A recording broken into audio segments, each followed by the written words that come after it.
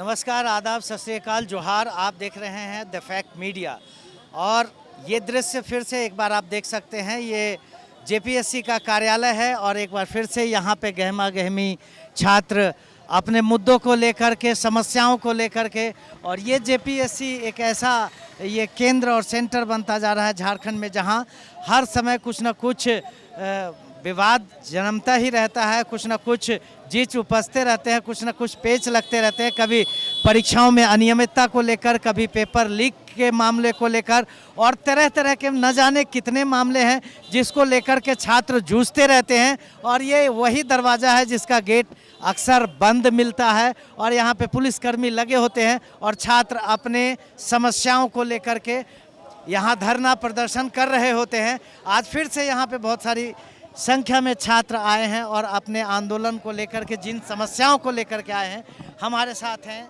एक छात्र नेता हैं, चंदन जी हैं, इनसे जानने की कोशिश करेंगे क्या सब मुद्दा है।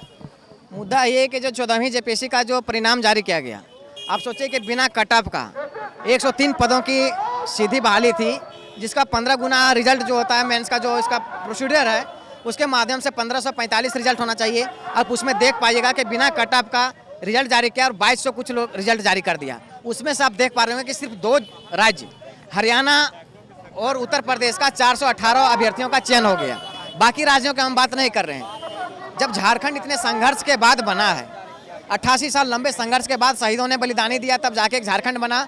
और जब से ये आयोग बना झारखंड में, ये JPSC Jharkhand public service commission नाम तो इसका है, लेकिन इसका झाड़ फूक सर्विस कमीशन नाम रखना बेहतर होगा, क्योंकि यहाँ से जब से जेपीएससी का परीक्षाएं होती है, चाहे असिस्टेंट प्रोफेसर का हो, चाहे एफआरओ का एग्जाम हो, चाहे जेपीएससी का पहली जेपीएससी से दूसरी जेपीएससी आप ले लीजिए, पहली से दूसरी जेपीएससी में आप देखोगे कि गाय पर लेख लिखने वाले उसका परिणाम जारी किया गया और नौकरी में आए। आज देखिएगा कि वो एसडीएम बन गए, आईएएस बन गए, आईपीएस बन गए और कुछ लोग रिटायर भी कर गए, लेकिन उस पर सीबीआई जांच चल रहा है। आज 22 साल 23 साल हो गया, क्या जांच करता है ये लोग, हमको समझ में नहीं आता कि जांचें इसका हो ही रहा है। और जांच होने के बाद, रिपोर्ट सौंपने के बाद भी ये सरकार देखिए कितना भ्रष्ट है कि अभी तक उसको जेल नहीं भेजा है, सलाखों में नहीं भेजा है, उसको और प्रमोट करते जा रहा है। और कुछ लोग तो रिटायर भी कर गए। आपने देखा कि जब हेमंत सोरेन अपनी कार्यकाल में 2019 में आए थे तो बोला था बदलो सरकार पाओ अधिकार, और उन्होंने बोला था कि जो भी रघुवर दास के कार्यकाल में गड़बड़ी हुई है उसको मैं सुधारूंगा। आप देखेंगे 2019 में वो ट्वीट किए थे और आज भी उस ट्वीट को ट्रेंडिंग कर रहा है। उसमें बोला था कि जेपीएससी में जो भी भ्रष्ट है,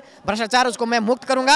आप देख पा रहे हैं कि 6ठी जेपीएससी का जो रिजल्ट था, यही हेमंत सोरेन जो गड़बड़ी था, उसी रिजल्ट को क्या किया था, हिंदी और अंग्रेजी जो क्वालिफाइंग पेपर होता है उसको मेरिट में बनाकर रिजल्ट जारी करके नियुक्ति दे के बड़ा बड़ा ढिंढोरा पीटा था और बड़ा बड़ा फ्लेक्सिंग लगाया था, सारा न्यूज़ पेपर में फेमस किया था कि लग रहा है कितना बड़ा नियुक्ति दे रहा है। ये नहीं बोला था इतना भ्रष्टाचार के बाद नियुक्ति दे रहे हैं। बाकी देखिए कि 26 साल में 26 जेपीएससी होनी चाहिए। 26 जेपीएससी के जगह पर आप देखिए कि 14वीं जेपीएससी चल रही है। 7वीं के बाद जो है सिर्फ टिपाते जा रहे हैं, 7वीं से 10वीं, 11वीं से 13वीं, अरे 14वीं जेपीएससी हो रही है। आप बताइए कि जो अभ्यर्थी को कोई होता है कि जेपीएससी की तैयारी कर रहा है तो उसको 1 मौका मिला या 2 मौका मिला, खत्म, उम्र खत्म हो गया। बाकी आपका पड़ोसी राज्य देखिएगा बिहार में, वो लगातार मौका मिल रहा है। और ये देखिए कि बिना कट ऑफ का रिजल्ट जारी करके, और ये आयोग में कौन कौन लोग बैठे हुए हैं मैं भी बता देता हूँ कि यहाँ पर भ्रष्ट पदाधिकारी, हर राजनीतिक पार्टी के किसी के भाई है, कोई काज करता है, वैसे लोगों को बैठाया गया है। तो वो क्या निष्पक्ष जांच करेंगे? होना क्या चाहिए?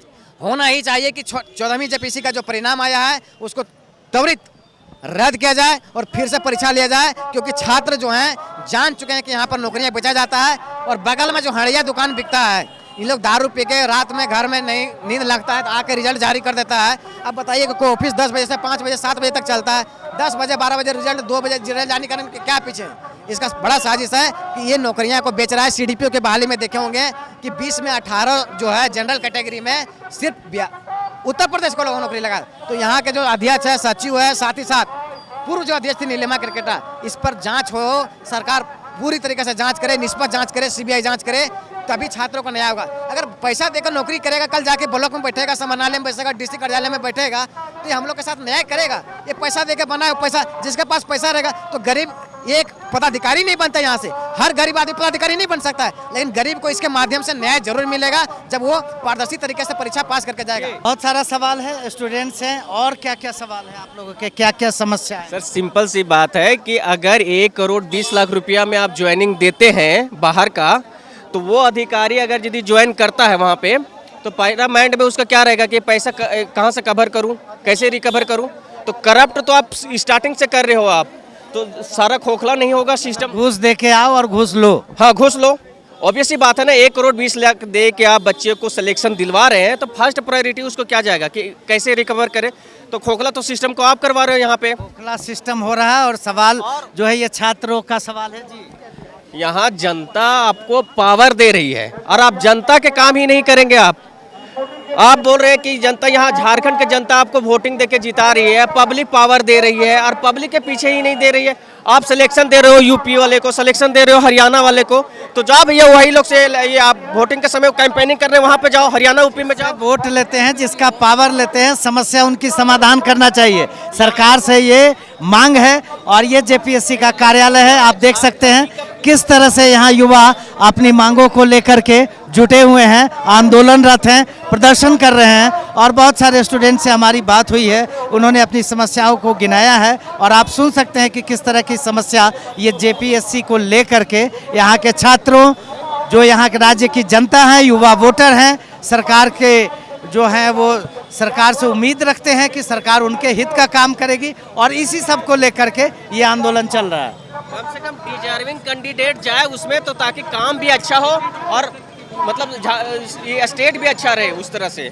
और ऐसे आप करप्शन मतलब पैसे लेके नियुक्ति करोगे तो और करप्ट होंगे और खोखला होंगे, मतलब ऐसे ही बर्बाद हो जाएगा। श्री हेमंत सोरेन जी और जेपीएससी अध्यक्ष से हम यह निवेदन करते हैं कि रात में रिजल्ट जारी करने का फरमान क्या है, जब अगर ऑफिस 5 बजे बंद हो जाती है तो यानी इसका मतलब जेपीएससी में घोटाला हुआ है। और जेपीएससी का जो रिजल्ट जारी किया है उसमें सारा अधिकारी का सहमति ना होते हुए भी रिजल्ट जारी करना कहाँ से सही है, ये हम आयोग से पूछना चाहते हैं। सवाल है, छात्रों का सवाल है और आयोग और सरकार को इसका जवाब देना पड़ेगा। और ये जेपीएससी का कार्यालय है। हमारे साथ नुकली सोरेन जी हैं जो छात्रों की समस्याओं को लेकर के यहाँ हमारे साथ है।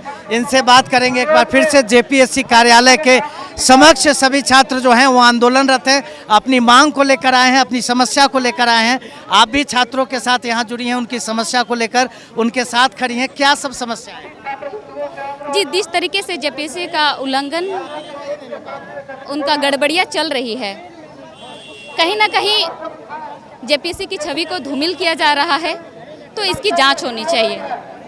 और अभी जो प्रेजेंट में रिजल्ट जारी हुए हैं उसको स्थगित किया जाए जी। और जब तक हम